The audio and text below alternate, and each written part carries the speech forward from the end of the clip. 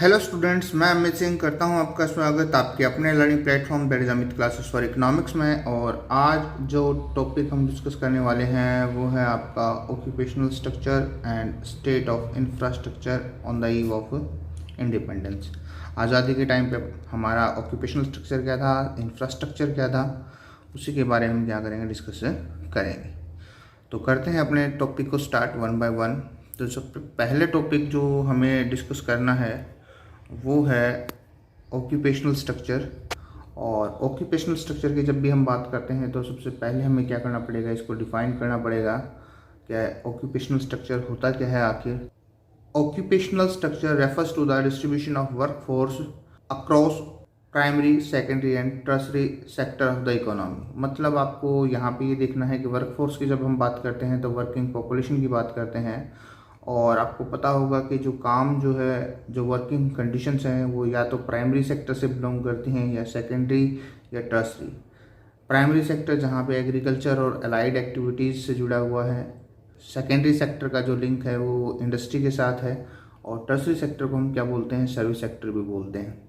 तो जहाँ पे हम एग्रीकल्चर की बात करें या एग्रीकल्चर एंड अलाइड एक्टिविटीज़ की बात करें तो हमारा जो है at the time of independence 72% जो वर्क फोर्स है, जो कामगार लोग हैं, उसका 72% वो कहाँ पे है, वो एग्रीकल्चर से बिलोंग करता है।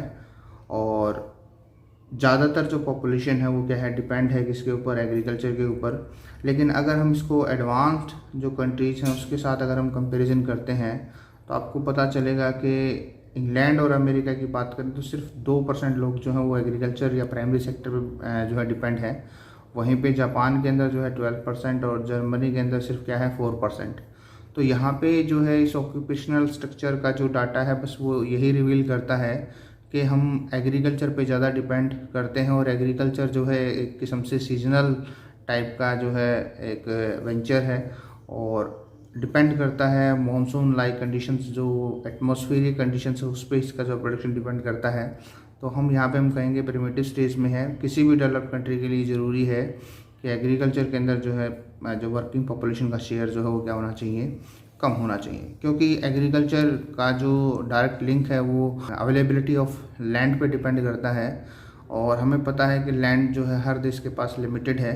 तो एग्रीकल्चर के अंदर जो प्रोडक्शन है वो एक लिमिट तक ही इंक्रीज़ किया जा सकता है, और एक लिमिट तक ही लोगों को यहाँ पे क्या किया जा सकता है, एम्प्लॉयड किया जा सकता है, जो जिनकी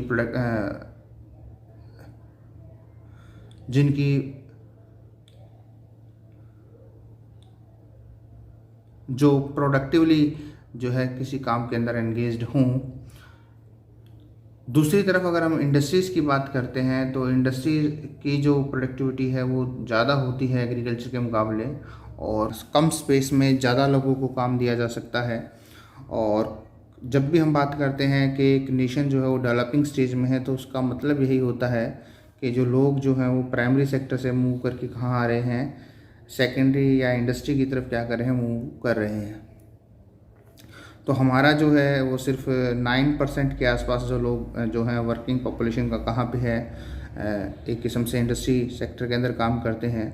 जबकि डेवलप्ड जो कंट्री हैं, यूएसए की बात करें तो आपको पता चलेगा वहाँ की 32% लोग जो हैं वो एक किस्म से इंडस्ट्री के अंदर जो हैं काम करते हैं। इंग्लैंड की 42 और 39% जो लोग हैं वो जापान के जो हैं वो इंडस्ट्रियल सेक्टर जो एक्टिविटीज़ हैं वहाँ पे एंगेज्ड हैं।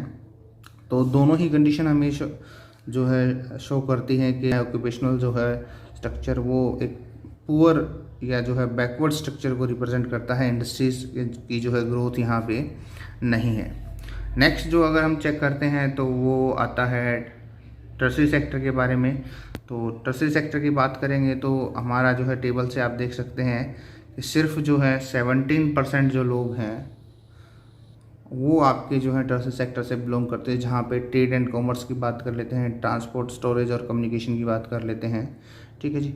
तो ये भी जो है कम है। तो किसी भी इकोनॉमी की जो है अगर हम डेवलप्ड स्ट्रक्चर को देखेंगे तो सबसे ज़्यादा परसेंटेज कहाँ होता है, वो टर्सरी सेक्टर में होता है कि मोर देन 50% वर्कफोर्स कहाँ मिले टर्सरी में, 35% कहाँ होनी चाहिए सेकेंडरी सेक्टर के अंदर। तो जो रिमेनिंग जो आपका आया है 15% के आसपास, 10 to 15%, वो एग्रीकल्चर जो है क्या कर सकता है, अपने पास रख सकता है वर्किंग पॉपुलेशन को। तो वहाँ पे जो है इकोनॉमी के अंदर जो है मैक्सिमम आउटपुट हम प्रोड्यूस कर पाएंगे, मैक्सिमम जो है रिसोर्सेज को एफिशिएंटली यूज़ कर पाएंगे और इकोनॉमी की ग्रोथ जो है क्या होगी, मैक्सिमम होगी। लेकिन हमारे यहाँ पे जो स्ट्रक्चर है वो जस्ट इसका अपोजिट है, और ये जो स्ट्रक्चर है ये जो है बैकवर्डनेस को शो करता है। इंडिया की जो ग्रोथ है वो अनबैलेंस्ड ग्रोथ है, सभी सेक्टर जो हैं वो एक साथ डेवलपमेंट में नहीं आए हैं, और इसी वजह से क्या है ये अनबैलेंस्ड आया है। लोग जो है प्राइमरी सेक्टर पे ज़्यादा डिपेंडेंस शो करते हैं, जबकि टर्सरी और सेकेंडरी सेक्टर जो है उसमें जो है इम्प्रूवमेंट नहीं आया। तो ये जो है हमारे ऑक्यूपेशनल स्ट्रक्चर का हाल था on the eve of independence, और ये था ओनली बिकॉज ऑफ ब्रिटिशर्स। तो ब्रिटिशर्स का मकसद था कि सेकेंडरी सेक्टर में यहाँ के लोग काम ही ना करें, क्योंकि ब्रिटेन को अपने यहाँ पे इंडस्ट्री डेवलप करनी है, और उनका मकसद यही था कि इंडियंस जो है वो कहाँ काम करें, सिर्फ प्राइमरी सेक्टर में काम करें, क्योंकि प्राइमरी सेक्टर जो है वो रॉ मटेरियल प्रोड्यूस करने वाला सेक्टर है, और यही जो है ब्रिटिशर्स को अपनी इंडस्ट्री के लिए चाहिए था। टर्सरी सेक्टर तो एक किस्म से इन दोनों का जो है एक इम्पैक्ट आता है कि जब प्राइमरी और सेकेंडरी सेक्टर डेवलप होंगे तो टर्सरी सेक्टर तो जो है एज ए रिज़ल्ट अपने आप ही डेवलप होगा। तो सीधी सी बात है, फिर टर्सरी का जो है यहाँ पे कोई प्लेस है ही नहीं, क्योंकि प्राइमरी और सेकेंडरी ही जो है वो ठीक ढंग से उनको डेवलप होने नहीं दिया गया। तो ये जो था ये था discussion about the occupational structure. अब जो है हम बात कर लेते हैं इंफ्रास्ट्रक्चर के बारे में, कि इंफ्रास्ट्रक्चर की अगर हम बात करें तो क्या था। तो सबसे पहले तो आप इस बात को डिस्कस करें कि इंफ्रास्ट्रक्चर की हमें ज़रूरत क्यों पड़ती है, क्योंकि बिना इंफ्रास्ट्रक्चर के जो है ग्रोथ नहीं लेके आई जा सकती। अगर हम डेफिनेशन की बात करें तो इंफ्रास्ट्रक्चर उन एलिमेंट्स को शो करता है जो इकोनॉमिक चेंज को दिखाता हो, या सोशल चेंज को दिखाता हो, या उसको सपोर्ट करता है।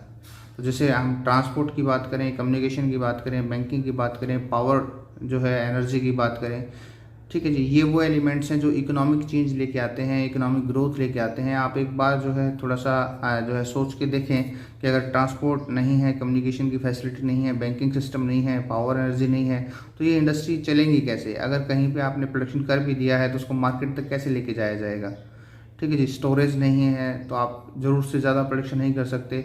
तो दूसरी तरफ जो है कुछ एलिमेंट्स ऐसे हैं जो सोशल चेंज, जो सोशल डेवलपमेंट को दिखाते हैं, वो क्या होते हैं, जैसे एजुकेशन है, हेल्थ है, हाउसिंग फैसिलिटीज़ हैं, ठीक है जी। तो ये सभी चीज़ें अगर हम मान के चलें कि इंफ्रास्ट्रक्चर है, तो आप इनको एक बार जो है माइनस कर दें एक बार, तो आपकी जो ग्रोथ है वो जीरो चली जाएगी। मतलब इंफ्रास्ट्रक्चर के बिना जो है ग्रोथ की पॉसिबिलिटी नहीं है। तो अब ये देखते हैं कि ब्रिटिशर्स ने जो है इंफ्रास्ट्रक्चर के मामले में इंडिया में क्या किया है, तो क्या हमारे पास चांसेस हैं ग्रोथ के।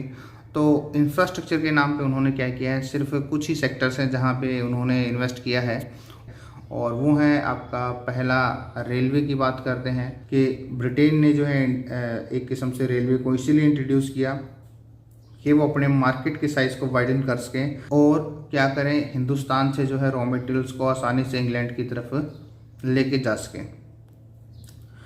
पोर्ट्स को डेवलप किया है, तो इसका मकसद भी यही है कि जो एक्सपोर्ट ऑफ रॉ मटेरियल और फिनिश गुड्स का जो है इंपोर्ट जो है वो एक स्मूथ वे से हो सके, और इंडिया जो है एक किस्म से कम्प्लीटली जो है इंग्लैंड के ऊपर डिपेंडेंट हो जाए। पोस्ट और टेलीग्राफ जो हैं वो डेवलप किए गए हैं, तो वो सिर्फ एडमिनिस्ट्रेटिव एफिशिएंसी के लिए किए गए हैं, ताकि रूलिंग जो है आसान रहे, कंट्रोल करना जो है जो एक किस्म से रिवोल्ट्स वगैरह होते हैं उसको जो है आसानी से कंट्रोल किया जा सके। रोड्स डेवलप जो है वो इसीलिए किए गए हैं कि रॉ मटेरियल को जो इंटीरियर जो पार्ट होते हैं किसी कंट्री के, वहाँ से जो है पोर्ट्स तक जो है क्या किया जाए, लेके जाया जा सके। तो ये सभी चीज़ें जो ब्रिटिशर्स ने डेवलप की हैं, ये सिर्फ ब्रिटिश इंटरेस्ट को जो है क्या करते हैं, शो करते हैं, ब्रिटिश जो इकोनॉमी को सपोर्ट करते हैं। इसके अलावा इंडिया को कोई बेनिफिट नहीं मिला। लेकिन आप एक जो है छोटा सा ये ज़रूर ध्यान रखें, क्वेश्चन जो है वो आ जाता है, और वो आ जाता है impact of railway in India. India में जो है रेलवे का इम्पैक्ट क्या था, इंडिया जो है रेलवे से क्या पॉजिटिव नेगेटिव इम्पैक्ट अर्न कर पाया, वो हमें बताना है।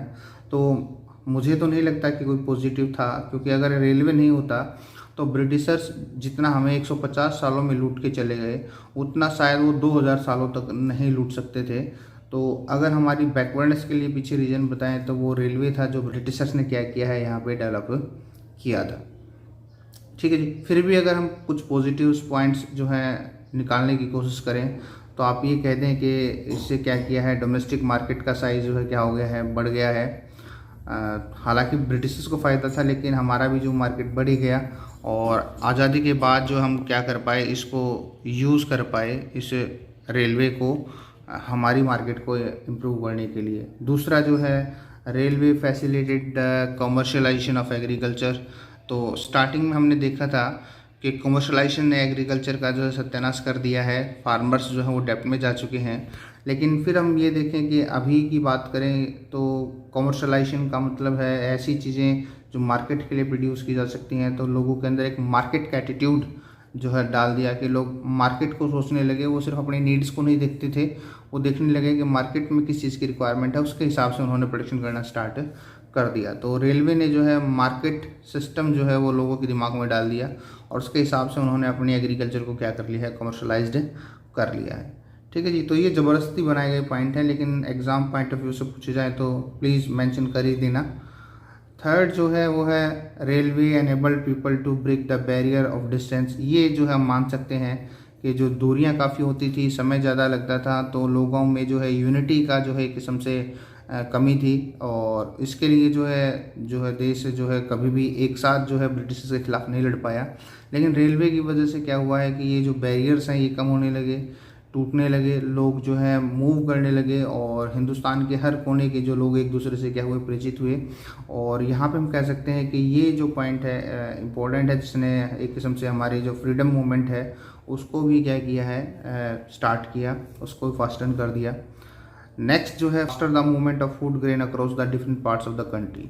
अब ये है कि ब्रिटिशर्स की तो बात अलग थी क्योंकि उसके टाइम पे तो उनके टाइम पे तो फेमाइन लाइक कंडीशन बनी रही, लगातार बार बार अकाल पड़े। उनको मतलब नहीं था कि इस बात का कि जो है इस तरीके की मूवमेंट्स को जो है फूड ग्रेन की मूवमेंट जहाँ पे डेफिसिट एरिया वहाँ पहुँचा दिया जाए।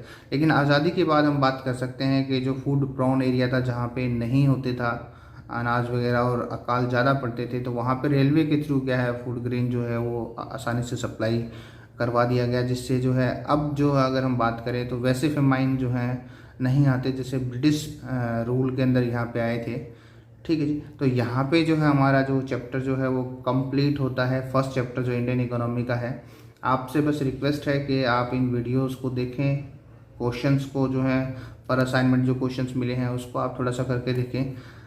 ठीक है जी। तो क्वेश्चंस बड़े इजी हैं, आप स्टडी मैटर से ही क्या कर सकते हैं, उनका सॉल्यूशन जो है निकाल सकते हैं। अब जो है नेक्स्ट वीडियो में जो हम डिस्कस करेंगे वो करेंगे नेक्स्ट चैप्टर जो सेकंड चैप्टर होगा और वो होगा 5 ईयर प्लान्स इन इंडिया के ब्रिटिशर्स से जो हमें इकोनॉमी मिली है वो बैकवर्ड है, शैटर्ड है, स्टैग्नेंट है। अब हमें उसको उठाना है। तो जो हमारे जो लोग थे उस टाइम पे गवर्नमेंट, उन्होंने क्या क्या जो है पॉलिसी मेकिंग की कि इंडिया को जो है इस तरीके से जो है ग्रोथ एंड डेवलपमेंट के पाथ पे लेके आया जाएगा। तो उन पॉलिसीज़ को समझेंगे और जो प्रेजेंट चैलेंजेस हैं उनके बारे में स्ट्रेटजी मेकिंग करेंगे। Thank you.